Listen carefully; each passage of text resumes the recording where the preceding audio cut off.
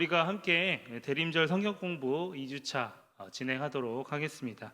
먼저 이 대림절 2주차 성경 공부 진행하기 전에 이 대림절의 색깔과 또 초의 의미에 대해서 나누면 좋을 것 같은데요. 이 대림절을 상징하는 색상은 보라색입니다. 보라색은 하나님께서 사람의 몸을 입고 오신 은혜의 사건을 상징하는 색입니다. 보라색에 담긴 의미는 설렘과 기다림, 겸손과 근심이라고 합니다.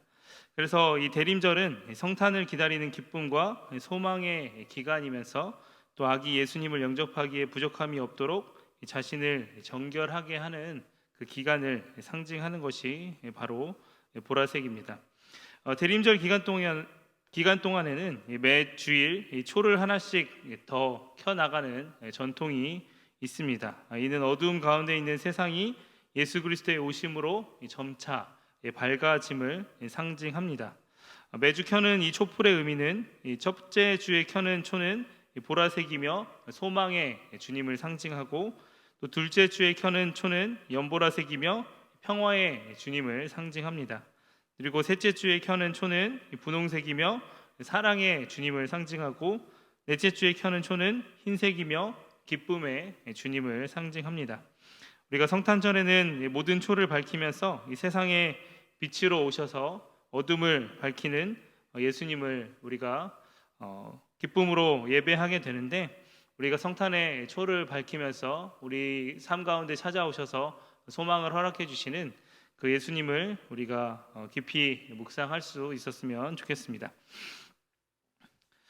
우리 성경 공부 함께 진행하도록 하겠습니다. 오늘 대림절 성경 공부 말씀은 마가복음 5장 38절에서 43절까지 말씀입니다. 제가 이제 개역개정 성경으로 나와 있는 본문 말씀 읽도록 하겠습니다.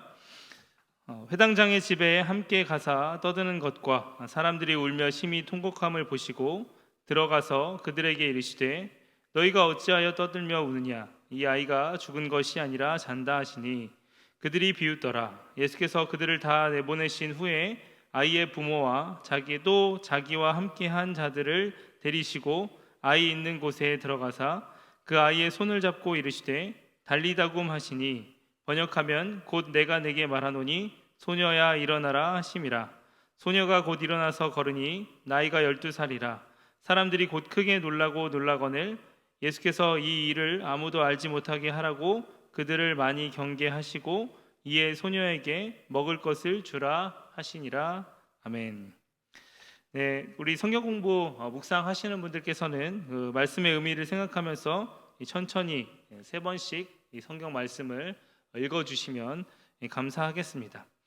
오늘 말씀에 대해서 우리 잠시 나누자면, 이 마가복음 5장의 이야기를 보면 이 소녀를 예수님께서 살려주신 것뿐만 아니라 또 이 혈루증 걸린 여인을 함께 살려주시는 이야기가 오늘 말씀 가운데 나오는 것을 볼 수 있습니다. 그래서 이 오늘 말씀을 우리가 깊이 이해하기 위해서는 또 이 혈루증 걸린 여인을 고쳐주시는 예수님의 이야기와 오늘 이 야이로의 딸을 고쳐주시는 이야기를 함께 읽는 것을 여러분들께 권해드립니다. 야이로는 이 회당장이었습니다. 회당장이라고 하면 이 유대교 회당장, 그러면 뭔가 이 종교 지도자 같은 생각이 들죠. 요즘 말로 하자면 어느 교회 담임 목사 같은 생각이 들기도 합니다. 하지만 오늘 우리가 생각하는 이 회당장과 그 당시 회당장은 조금은 달랐던 것 같습니다. 그래서 그 당시 회당장은 되게 평민으로 예배를 감독하거나 또 건물을 유지하는 등 다양한 행정 업무를 담당했던 사람이었다고 합니다. 그래서 어떻게 보면 이제 회당장이라고 하는 것이 이 장로의 역할에 가까웠고, 목사보다는 장로의 역할에 가까웠다라고 하는 것을 우리가 기억하면 좋을 것 같고요. 또 그리고 이 혈루증 걸린 이 여인을 예수님께서 이제 고쳐 주셨는데, 이 혈루증 걸린 이 여인과 또 오늘 말씀 우리 같이 묵상하면 좋다고 말씀드렸습니다. 그런데 이 야이로의 딸을 예수님께서 고치러 가는 그 도중에 이 혈루증 여인을 고쳐주시는 그런 상황이 발생했습니다. 그런데 그 혈루증 여인을 고쳐주고 나서 바로 이 야이로의 집으로부터 이제 비보가 들려오는데요. 35절 말씀 이렇게 얘기합니다. 아직 예수께서 말씀하실 때 회당장이 집에서 사람들이 와서 회당장에게 이르되 당신의 딸이 죽었나이다. 어찌하여 선생을 더 괴롭게 하나이까. 그래서 이 야이로는 두 가지 현실과 마주했어야 했습니다. 첫째는 예수님께서 혈루증 걸린 여인을 고쳐주셨다라고 하는 그런 놀라운 이 사실과 마주했어야 했고, 또 다른 하나는 자신의 딸이 더 이상 고칠 수 없는 상태에 빠지게 되었다, 죽게 되었다라고 하는 그러한 절망적인 상태에 이렇게 놓이게 되었다라고 하는 것이죠. 그때 예수님께서는 36절 말씀과 같이 이야기를 합니다. 예수께서 그 하는 말을 곁에서 들으시고 회당장에게 이르시되 두려워하지 말고 믿기만 하라. 그래서 이 야이로가 정말 어떻게 보면 이 믿음의 기로에 서게 되었을 때 어떻게 그 예수님께서 바로 야이로에게 또 말씀을 주셔서 믿음을 지킬 수 없는 상황 가운데 믿음을 지킬 수 있도록 인도해 주시는 그런 예수님의 모습을 볼 수가 있는데, 그것이 오늘 말씀에도 또 같이 나와 있는 것을 볼 수 있습니다. 오늘 말씀 39절 보시면 이렇게 이야기하죠. 들어가서 그들에게 이르시되 너희가 어찌하여 떠들며 우느냐? 아이가 죽은 것이 아니라 잔다 하시니. 그래서 사람들이 어떻게 보면 예수님을 또 비웃고 또 이 딸이 야이로의 딸이 죽은 것 때문에 그곳은 이렇게 낙심하는 마음들과 또 심히 통곡하는 그런 슬픔의 장소가 되었지만, 죽음조차 이기시고 또 죽음 가운데서도 생명을 불러일으키시는 그 예수님의 놀라운 능력이 있기 때문에 예수님은 죽음을 꾸짖으실 수 있고 또한 죽은 것이 아니라 잔다라고 그렇게 선포하실 수 있는 분이 바로 예수님이시다라고 하는 사실을 우리가 오늘 말씀을 통해서 또 배우게 된 것 같습니다. 예수님께서 이렇게 회당장의 집에 들어가셨습니다. 회당장의 집은 이제 혼돈의 장소가 되어 버렸는데요. 떠든다라고 하는 말이 도리보스라고 하는 말인데 소요와 소동을 뜻하는 말입니다. 회당장의 집은 야이로의 딸이 죽음으로 인해서 소요와 소동이 있었고 심한 통곡 소리가 있었습니다. 죽음이 지배하는 장소가 되어 버렸던 것이죠. 그래서 사람들은 예수님께서 이 소녀가 잔다라고 하는 말을 들었을 때 비웃었습니다. 죽은 사람이 어떻게 살아날 수 있느냐라고 하는 것이 어떻게 보면 상식이죠. 그렇게 판단할 수밖에 없었습니다. 하지만 신앙의 관점으로 보았을 때 그들은 하나만 알았지만 둘은 몰랐던 사람들이었습니다. 현실은 알았지만 그 현실을 넘어서 역사하시는 예수님의 존재를 미처 발견하지 못했던 것이죠. 그리고 예수님께서는 이 아이가 있는 곳으로 들어가셔서 아이의 손을 잡고 이 달리다굼 이렇게 말씀하십니다. 이 달리다굼은 이 소녀야 일어나라 라고 하는 그런 말인데요. 오늘 이 달리다굼이라는 말은 이 신약 성경에 쓰여져 있는 신약 성경이 쓰인 언어인 헬라어로 되어 있는 것이 아니라 아람어로, 예수님의 언어였던 아람어로 쓰여 있던 것을 볼 수 있습니다. 이것은 목격자의 생생한 기록을 나타낸 증언이라고 할 수 있습니다. 예수님께서 분명하게 소녀를 살리신 것을 목격하고서 성경을 썼다라고 하는 것을 보여주기 위해서 예수님이 직접 그 소녀에게 사용하셨던 말인 이 달리다굼이라고 하는 말을 썼던 것입니다.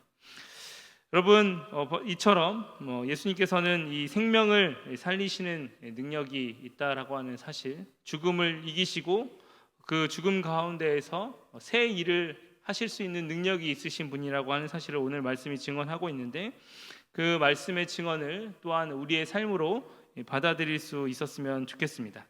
그리고 오늘 말씀에서 보면 이 혈루증 걸린 여인과 이 소녀를 다 같이 살리시고 계시는데, 바로 예수님께서는 그렇게 신분 고하와 상관없이, 또 그리고 그 여인이 부정한 여인이었든 소녀였든 상관없이 모두를 위해서 이 땅 가운데 오시고 생명을 주시는 분이시다라고 하는 것을 또한 오늘 말씀이 이야기하고 있습니다. 그리고 혈루증 걸린 여인이 옷자락을 만져서 예수님이 그 여인을 고쳐주셨다라고 한다면, 오늘 나오는 이 야이로의 딸은 예수님께서 이 야이로의 딸의 손을 잡고서 달리다굼 말씀하시면서 이 병을 고쳐주셨습니다.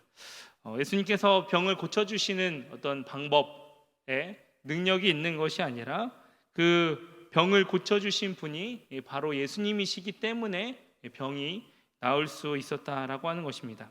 바로 예수님께 생명을 살리는 능력이 있다라고 하는 것을 우리가 오늘 말씀을 통해서 또한 기억했으면 좋겠습니다. 예수님은 달리다굼 이렇게 말씀하시면서 소녀야 일어나라는 말씀하시고 소녀는 다시 생명을 얻게 되었습니다.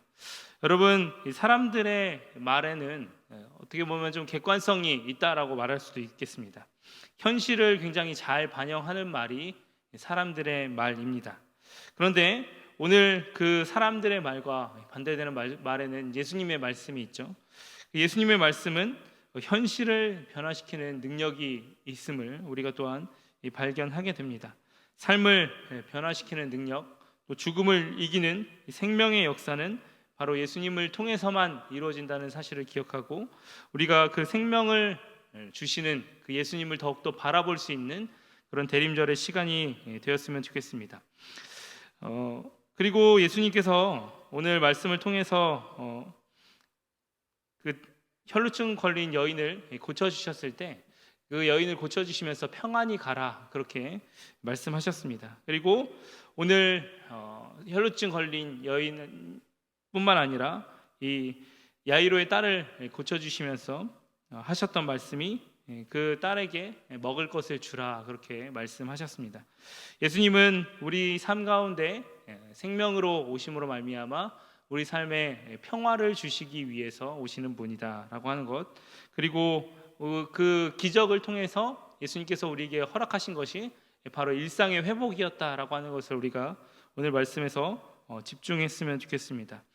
그렇기 때문에 사실은 우리에게 주어진 이 일상이라고 하는 것도 사실은 정말 이 기적과 같이 소중한 것이다라고 하는 것이죠. 기적을 통해서만 이루어낼 수 있는 것이 바로 우리의 주어진 이 평범한 일상이라는 사실을 기억하고 우리에게 주어진 이 일상을 또한 감사하면서 살아갈 수 있었으면 좋겠습니다. 그래서 이 대림절 기간 동안에 우리에게 찾아와 주셔서 우리의 낙심된 상황과 또 절망적인 상황을 소망으로 바꾸어 주시는 그 주님을 우리가 기억하는 시간이 되었으면 좋겠고, 또한 대림절을 통해서 우리에게 생명을 주심으로 우리에게 평화를 주시는 그런 주님께 우리가 감사하며 나아갈 수 있는 저 여러분들 다 되었으면 좋겠습니다. 말씀 이해하기 우리가 한번 잠깐 살펴보도록 하겠습니다. 제가 문제를 읽고서 여러분들께 답을 또 말씀드리도록 하겠습니다. 예수님은 이 소녀가 죽어서 떠들며 우는 사람들에게 어떤 말씀을 하셨습니까? 라고 되어 있는데 소녀가 죽는 것이 아니라 잔다라고 예수님께서 말씀하셨죠. 두 번째, 예수님께서 누워있는 소녀에게 하신 말씀은 무엇입니까? 달리다굼이라고 말씀하셨습니다. 이 말은 내가 내게 말하노니 소녀야 일어나라 라고 하는 뜻입니다. 그리고 세 번째, 이 소녀가 일어나 걷는 것을 본 사람들은 어떻게 반응했습니까? 크게 놀라고 놀랐다라고 그렇게 이야기하고 있습니다. 자, 말씀 생각하기입니다. 묵상하면서 가장 마음에 다가왔던 구절과 그 이유를 생각해 봅시다 라고 되어 있는데, 여러분들 각자 묵상하시면서 와닿았던 구절들 생각해 보시기 바랍니다. 말씀으로 살아가기 보겠습니다. 달리다굼 하시는 예수님의 말씀에 우리는 어떻게 반응할 수 있을지 각자의 삶의 자리에서 할 수 있는 것들을 구체적으로 생각해 보시기 바랍니다. 되어 있는데, 여러분들 이 삶의 자리 가운데에서 또 그리고 오늘 말씀을 통해서 배운 것들을 통해 내 삶의 이 달리다굼이라고 하는 말씀을 우리가 어떻게 적용할 수 있을지를 생각해 보았으면 좋겠습니다. 그리고 오늘 성경 공부를 통해 다짐했던 결단들을 가지고 우리가 함께 기도하는 시간 가지면서 오늘 대림절 성경 공부 2주차 잘 마무리해 주시면 감사하겠습니다. 그리고 이 대림절 2주차 성경 공부 이 종이가 있는데요, 이 종이를 작성하셔서 분당 그 뒤편에 있는 이 로비에 또 수거함이 있습니다. 그 수거함에 잘 넣어주시면 저희 교육자들이 개수해서 또 성실하게 이 대림절 성경 공부 임하신 분들에게 선물 나눠줄 수 있도록 그렇게 하도록 하겠습니다.